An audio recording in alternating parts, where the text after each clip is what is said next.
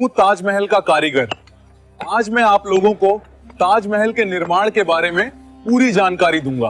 कृपया चैनल को सब्सक्राइब करें और पूरा वीडियो देखें। भारत का शहर आगरा यमुना नदी के किनारे खड़ी एक ऐसी इमारत जिसे वक्त ने भी झुककर सलाम किया है। सफेद संगमरमर का ये वो सपना है जिसे एक बादशाह ने अपनी महबूबा के लिए हकीकत में बदल दिया। दुनिया इसे ताजमहल कहती है, लेकिन इतिहास के पन्नों को अगर गौर से पढ़ा जाए तो ये सिर्फ एक इमारत नहीं, बल्कि पत्थर पर लिखा गया एक आंसू है जो वक्त के गाल पर जम गया है। आज हम आपको 400 साल पीछे उस दौर में ले चलेंगे जहां तलवारों की खनक के बीच पायल की छमछम गूंजती थी, जहां हिंदुस्तान दुनिया का सबसे अमीर मुल्क था और जहां एक ऐसी प्रेम कहानी ने जन्म लिया जिसने मौत को भी हरा दिया। लेकिन क्या ताजमहल सिर्फ प्यार की निशानी है, या इसके तहखानों में मुगल सल्तनत के कुछ ऐसे काले सच दफन हैं जिन पर बात करने से आज भी इतिहासकार कतराते हैं? इस कहानी की शुरुआत ताजमहल के बनने से नहीं, बल्कि उस दिन से होती है जब एक 15 साल के लड़के ने एक लड़की को पहली बार देखा था। साल 1607 मुगल साम्राज्य अपनी शान और शौकत के चरम पर था। जहांगीर तख्त पर थे और आगरा के किले में मीना बाजार लगा हुआ था। ये वो जगह थी जहां शाही घराने की महिलाएं दुकानें लगाती थीं और शाही परिवार के पुरुष खरीदार बनकर आते थे। मकसद सिर्फ खरीदारी नहीं, बल्कि सामाजिक मेलजोल था। इन्हीं रौनकों के बीच मुगल सल्तनत का भविष्य 15 वर्षीय शहजादा खुर्रम, जो बाद में शाहजहां बना, घूम रहा था। अचानक उसकी नजर एक दुकान पर पड़ी जहां रेशम और कांच के मोतियों का काम हो रहा था। वहां खड़ी थी 14 साल की अर्जुमंद बानो बेगम। इतिहासकार कज़विनी और लाहौरी लिखते हैं कि वो पल किसी जादुई घटना से कम नहीं था। खुर्रम ने जब अर्जुमंद को देखा तो उसे लगा कि उसने बाजार में नहीं, बल्कि जन्नत के किसी हूर को देख लिया है। कहा जाता है कि खुर्रम ने अर्जुमंद से एक कांच का टुकड़ा, जिसे अर्जुमंद ने हीरा कहकर मजाक में बेचा था, 10,000 रुपयों में खरीद लिया था। ये उस जमाने की इतनी बड़ी रकम थी कि आज के करोड़ों रुपयों के बराबर है। खुर्रम, जो अपने दादा अकबर का लाडला था और बेहद गंभीर स्वभाव का था, पहली बार अपना दिल हार बैठा था। खुर्रम तुरंत अपने पिता जहांगीर के पास गया और साफ कह दिया कि वो शादी करेगा तो सिर्फ अर्जुमंद से। लेकिन शाही शादियां सिर्फ प्यार से नहीं, सियासत से तय होती थीं। अर्जुमंद नूरजहां जहांगीर की पत्नी के भाई आसफ खां की बेटी थी। ये रिश्ता मुगल दरबार में नूरजहां के गुट को बहुत मजबूत कर सकता था। सगाई तो हो गई, लेकिन शादी के लिए ज्योतिषियों ने एक ऐसा मुहूर्त निकाला जो 5 साल दूर था। सोचिए, एक 15 साल का लड़का जो शहजादा है, उसे अपनी मोहब्बत पाने के लिए 5 साल का इंतजार करना पड़ा। इन 5 सालों में खुर्रम ने दूसरी शादियां भी की, जो कि एक राजनीतिक मजबूरी थी, लेकिन उसका दिल सिर्फ अर्जुमंद के पास था। आखिरकार 1612 में वो घड़ी आई, शादी हुई और अर्जुमंद बानो बेगम बनी मुमताज महल, यानी महल का नगीना। मुमताज महल कोई आम रानी नहीं थी, वो शाहजहां के हर सुख दुख की साथी थी। चाहे वो शिकार हो, शतरंज का खेल हो या फिर जंग का मैदान, मुमताज हमेशा शाहजहां के साथ साए की तरह रहती थी। मुगल इतिहास में ऐसा कम ही देखा गया था कि कोई बेगम बादशाह के साथ खतरनाक जंगी मुहिमों पर जाए, लेकिन मुमताज हर जगह मौजूद थी। शाहजहां का उन पर भरोसा इतना गहरा था कि शाही मुहर, जिससे फरमान जारी होते थे, मुमताज के पास ही रहती थी। शाहजहां उन्हें मलिकाए जमानी कहता था। ये प्यार एक तरफा नहीं था, ये एक जुनून था। 19 साल के वैवाहिक जीवन में मुमताज ने 14 बच्चों को जन्म दिया, जो ये बताता है कि वे शारीरिक रूप से एक दूसरे के कितने करीब थे। लेकिन यही नजदीकी उनकी मौत का सबब बनने वाली थी। 1628 में खुर्रम शाहजहां बनकर तख्त पर बैठा। मुगल खजाना दुनिया के कुल जीडीपी का लगभग 25% हिस्सा रखता था। सोने की नदियां बह रही थीं, लेकिन कुदरत को कुछ और ही मंजूर था। कहानी का सबसे दर्दनाक मोड़ आता है साल 1631 में। दक्कन, यानी आज का मध्य प्रदेश और महाराष्ट्र का इलाके में, लोदी ने बगावत कर दी थी। शाहजहां को उसे कुचलने के लिए आगरा छोड़कर बुरहानपुर जाना पड़ा। मुमताज महल उस वक्त गर्भवती थी। ये उनका 14वां बच्चा था। हकीमों और सलाहकारों ने मना किया, लेकिन मुमताज ने अपने शौहर को अकेले जंग पर भेजने से इनकार कर दिया। वो भी बुरहानपुर गईं। 16 जून 1631 की वो काली रात बुरहानपुर के शाही खेमे में चीख पुकार मची हुई थी। मुमताज महल को प्रसव पीड़ा 30 घंटों से हो रही थी। बच्चा तो पैदा हो गया, लेकिन मुमताज की हालत बिगड़ती गई। अत्यधिक खून बहने की वजह से उनका शरीर ठंडा पड़ने लगा। शाही हकीम वजीर खान ने अपने हाथ खड़े कर दिए। खबर शाहजहां तक पहुंचाई गई। बादशाह नंगे पांव बेहवस होकर हरम की तरफ दौड़े। जब वो मुमताज के पास पहुंचे तो मुमताज की सांसें उखड़ रही थीं।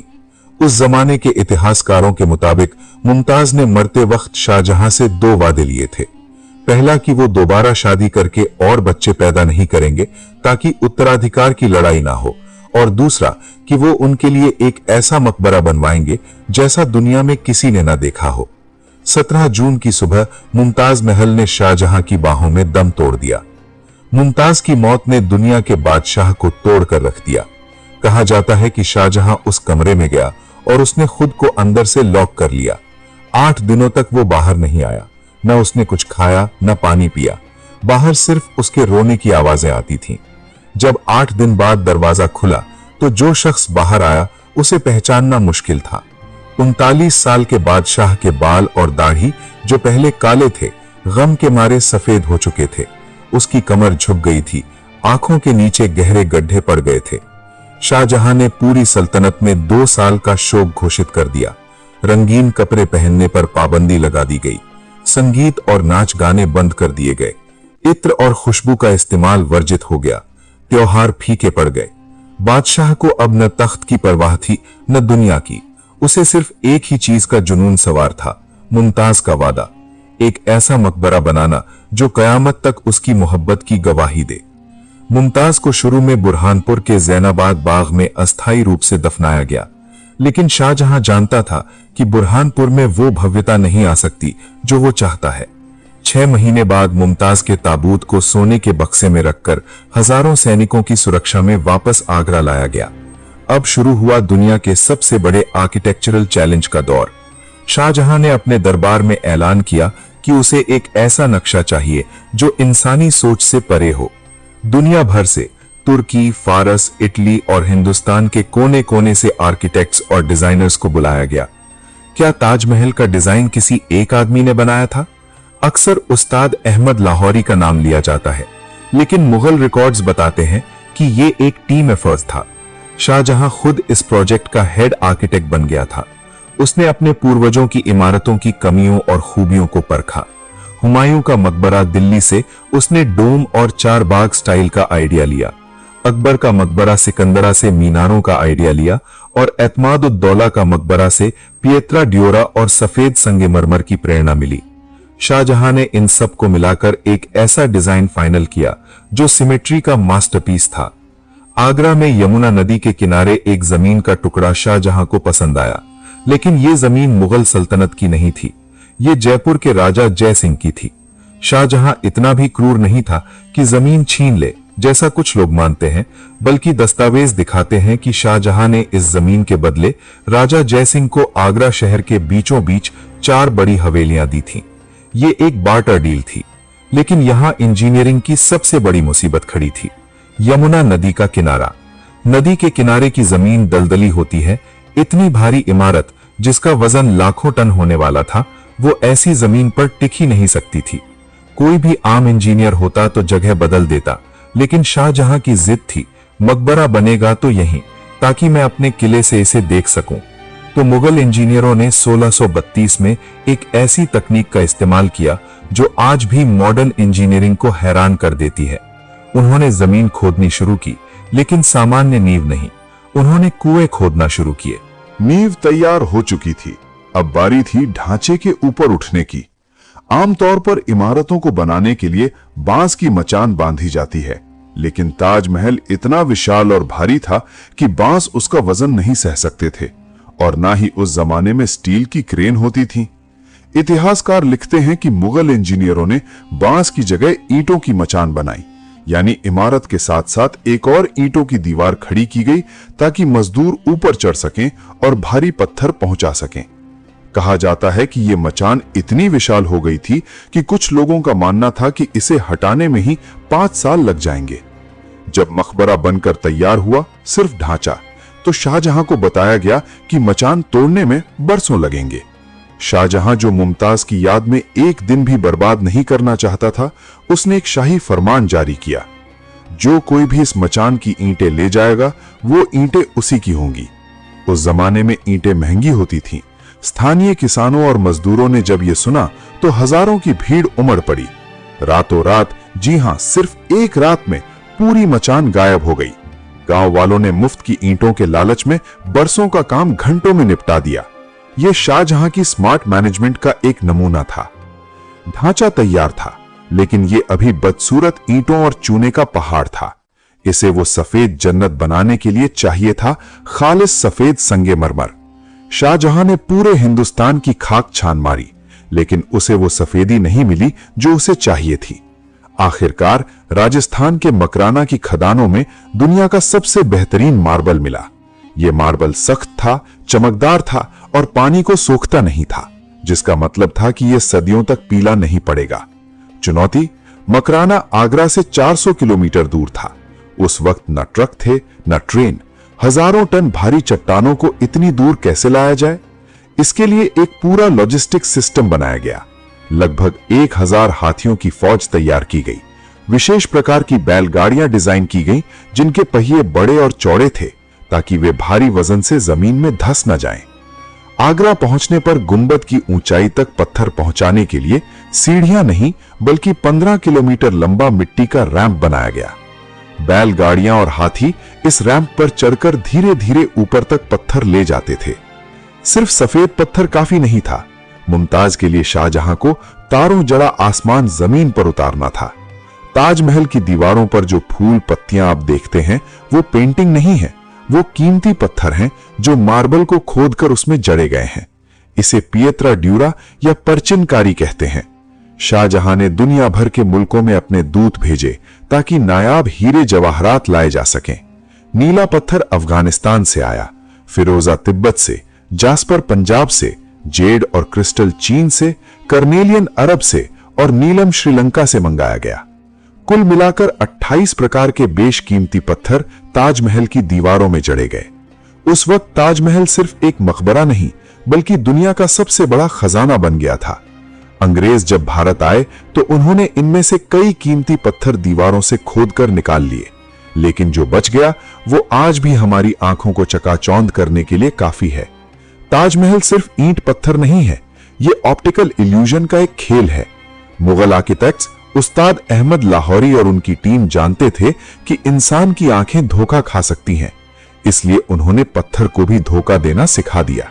जब आप ताजमहल के मुख्य द्वार से अंदर घुसते हैं तो जैसे ही आप गेट के पास जाते हैं, ताजमहल छोटा होता हुआ दिखाई देता है, और जैसे ही आप गेट से दूर जाते हैं, ताजमहल बड़ा होता जाता है। यह जानबूझकर किया गया ताकि जब आप वहां से विदा लें तो ताजमहल आपकी यादों में बड़ा होकर बस जाए। अगर आप ध्यान से देखें तो ताजमहल की चारों मीनारें बिल्कुल सीधी नहीं हैं, वे बाहर की तरफ झुके हुई हैं। अगर वे सीधी होती तो दूर से देखने पर लगता कि वे अंदर गुंबद की तरफ गिर रही हैं। आंख के इस धोखे को ठीक करने के लिए उन्हें बाहर झुकाया गया। साथ ही सुरक्षा की दृष्टि से भी अगर कभी भयानक भूकंप आए तो ये भारी मीनारें बाहर की तरफ गिरे, न कि मुख्य मकबरे पर।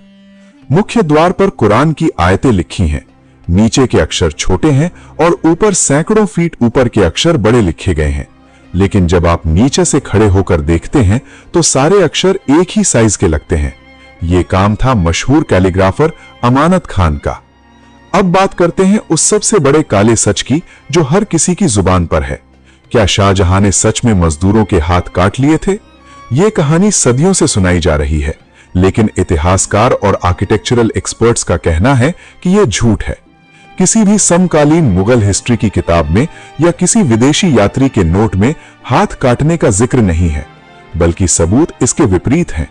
ताजमहल बनाने वाले कई मजदूरों और कारीगरों ने बाद में शाहजहानाबाद यानी पुरानी दिल्ली बनाने में भी काम किया। अगर उनके हाथ काट दिए गए होते तो वे लाल किला और जामा मस्जिद कैसे बनाते? दरअसल ये मुहावरा था कि शाहजहां ने कारीगरों के हाथ बांध दिए, जिसका मतलब था कि उनसे एक कॉन्ट्रैक्ट साइन करवाया गया कि वो ऐसी कोई दूसरी इमारत किसी और राजा के लिए नहीं बनाएंगे।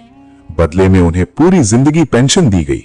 वक्त के साथ हाथ बांधना मुहावरा हाथ काटना कहानी बन गया। इन 20,000 मजदूरों के रहने के लिए मकबरे के पास ही एक पूरी बस्ती बसाई गई थी, जिसे आज हम ताजगंज के नाम से जानते हैं। साल 1648 आते आते मुख्य मकबरा बनकर तैयार हो गया था। यह सफेद संगमरमर का पहाड़ अब यमुना किनारे खड़ा था, सूरज की रोशनी में चमकता हुआ। लेकिन अभी काम खत्म नहीं हुआ था। अभी इसके बागीचे, मस्जिद और मेहमान खाना बनना बाकी था। शाहजहां अब बूढ़ा हो रहा था, खजाना खाली हो रहा था और सबसे बुरी बात, उसके बेटों के बीच तख्त के लिए नफरत की आग सुलगने लगी थी।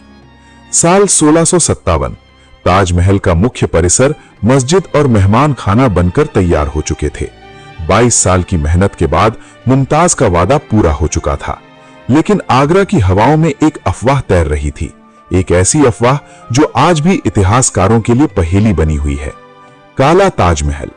यूरोपीय यात्री जीन बैप्टिस्ट तेवर्नियर, जो उस वक्त आगरा में थे, उन्होंने अपनी डायरी में लिखा कि शाहजहां अपनी खुद की कब्र के लिए यमुना नदी के दूसरे किनारे पर एक और ताजमहल बनवाना चाहते हैं, हूबहू वैसा ही, लेकिन काले संगमरमर से। और इन दोनों इमारतों को यमुना के ऊपर एक चांदी के पुल से जोड़ा जाना था। सदियों तक लोग इसे सच मानते रहे, लेकिन 1990 के दशक में जब पुरातत्व विभाग यानी ASI ने मेहताब बाग में खुदाई की तो उन्हें वहां काले पत्थर मिले। एक पल के लिए लगा कि कहानी सच है, लेकिन जब उन पत्थरों को लैब में टेस्ट किया गया तो पता चला कि वो काले पत्थर नहीं थे, बल्कि सफेद मार्बल है जो सदियों से जमीन में दबे रहने की वजह से काले पड़ गए थे। आज ज्यादातर इतिहासकार मानते हैं कि काला ताजमहल शायद कभी बनने वाला नहीं था। मेहताब बाग को शाहजहां ने इसलिए बनवाया था ताकि वहां के मूनलाइट पूल के पानी में रात के वक्त सफेद ताजमहल की काली परछाई दिखाई दे। यानी शाहजहां ने बिना एक पत्थर रखे ही एक काला ताज पानी में बना दिया था। यह उनकी कलात्मक सोच का शिखर था। सितंबर 1657 शाहजहां 65 साल के हो चुके थे। अचानक उनकी तबीयत बिगड़ी। उन्हें पेशाब में रुकावट की गंभीर बीमारी हो गई। हकीमों ने हाथ खड़े कर दिए। पूरे हिंदुस्तान में अफवाह फैल गई कि बादशाह मर चुके हैं। यही वो चिंगारी थी जिसने मुगल सल्तनत को जलाकर राख कर दिया। शाहजहां के 4 बेटे थे, दारा शिकोह, शाह शुजा, मुराद और औरंगजेब।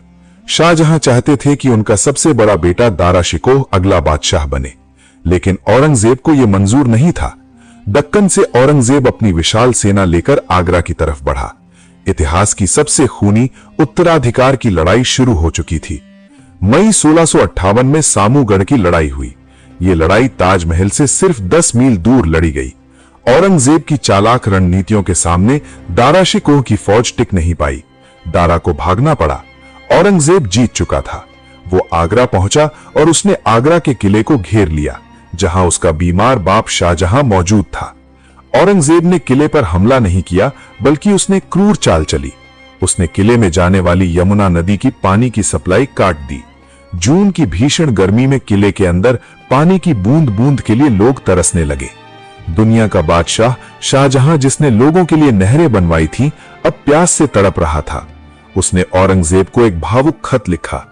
ऐ बेटे, तुम तो हिंदुओं के भगवान से भी गए गुजरे निकले। वो तो अपने मरे हुए पूर्वजों को भी पानी यानी तर्पण पिलाते हैं, और तुम अपने जिंदा बाप को पानी के लिए तड़पा रहे हो। लेकिन औरंगजेब का दिल पत्थर का था। उसे पानी नहीं मिला। मजबूर होकर 3 दिन बाद शाहजहां ने किले के दरवाजे खोल दिए और आत्मसमर्पण कर दिया। औरंगजेब ने अपने पिता को मारा नहीं, लेकिन उन्हें ऐसी सजा दी जो मौत से बदतर थी। शाहजहां को आगरा किले के मुसम्मन बुर्ज में हमेशा के लिए कैद कर दिया गया। ये वही आलीशान बुर्ज था जिसे शाहजहां ने कभी अपने आराम के लिए बनवाया था, लेकिन अब ये उसकी जेल थी। पाबंदियां बहुत सख्त थीं। शाहजहां को उस बुर्ज से बाहर निकलने की इजाजत नहीं थी। सिर्फ कुछ गिने चुने नौकर और उनकी सबसे बड़ी बेटी जहांआरा को उनकी सेवा के लिए साथ रहने दिया गया। जहांआरा ने अपनी पूरी जिंदगी अपने बूढ़े बाप की सेवा में कुर्बान कर दी। लेखक और इतिहासकार उनसे मिलने नहीं आ सकते थे। 8 साल, पूरे 8 साल शाहजहां उस बुर्ज में कैद रहे, लेकिन उस कैद में भी शाहजहां के पास एक सहारा था। मुसम्मन बुर्ज की खिड़की का रुख सीधा ताजमहल की तरफ था। कहा जाता है कि जब शाहजहां बहुत कमजोर हो गए और बिस्तर से उठकर खिड़की तक भी नहीं जा सकते थे, तो जहां आरा ने उनके बिस्तर के सामने दीवार पर एक खास आईना या हीरा लगवाया था। इस आईने में लेटकर भी शाहजहां को ताजमहल की परछाई दिखाई देती थी। वो घंटों बस उस सफेद इमारत को घूरते रहते थे जहां उनकी महबूबा सो रही थी। आज हम जिस ताजमहल को देखते हैं वो अपनी असली खूबसूरती का शायद सिर्फ 70% ही है। जिस दौर में शाहजहां कैद थे और बाद में औरंगजेब का राज आया, और उसके बाद जब मुगल सल्तनत कमजोर हुई तो ताजमहल को कई बार लूटा गया। शाहजहां के दौर का ताजमहल आज से बहुत अलग था। मुख्य गुंबद के सबसे ऊपर आज जो पीतल का कलश है वो असल में 46 फीट ऊंचा खालिस सोने का बना हुआ था। कहा जाता है कि 18वीं सदी में इसे पिघला दिया गया और तांबे पीतल से बदल दिया गया। मुमताज की कब्र पर शाहजहां ने मोतियों और हीरों से जड़ी एक चादर चढ़ाई थी जिसकी कीमत उस वक्त भी लाखों में थी। ये चादर अमीर हमजा के हमले में गायब हो गई। ताजमहल के मुख्य द्वार पर ठोस चांदी के विशाल दरवाजे लगे थे जिन पर सोने की कीलें थीं। 1764 में जाट राजा सूरजमल के हमले के दौरान इन दरवाजों को उखाड़ लिया गया और पिघला दिया गया। शुरुआत में मुमताज की कब्र के चारों तरफ सोने की रेलिंग थी, लेकिन शाहजहां को डर था कि लोग इसे चुरा लेंगे, इसलिए उसने खुद इसे हटाकर वहां बेहद महीन संगमरमर की जाली लगवा दी थी। शाहजहां अपनी कैद में बैठे बैठे अपनी बनाई जन्नत को लुटते हुए तो नहीं देख पाए, लेकिन उन्हें पता था कि उनके बाद इस इमारत की हिफाजत करने वाला कोई नहीं होगा। जनवरी 1666, कड़ाके की ठंड पड़ रही थी। शाहजहां अब 74 वर्ष के हो चुके थे। बीमारी ने उन्हें बिस्तर से लगा दिया था। उनका शरीर कंकाल जैसा हो गया था। 21 जनवरी की रात शाहजहां की सांसें उखड़ने लगीं। उनके पास उनकी बेटी जहां आरा और कुछ हकीम मौजूद थे। बादशाह ने अपनी बेटी को इशारे से कहा कि उनके सिर को थोड़ा ऊपर उठा दे। उनकी धुंधली आंखें खिड़की के उस पार देख रही थी।